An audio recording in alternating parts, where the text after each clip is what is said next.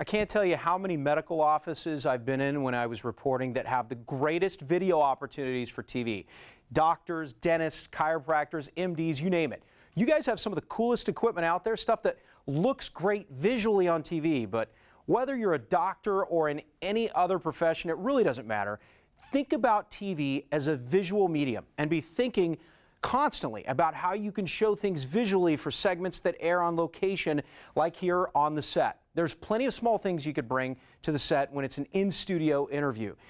Is it really that big of a deal, you're asking? You bet. The more things you could show viewers visually, the higher the likelihood they're going to want to invest in your product or your service, or maybe it's you. Maybe they're going to believe you more as an expert in your industry.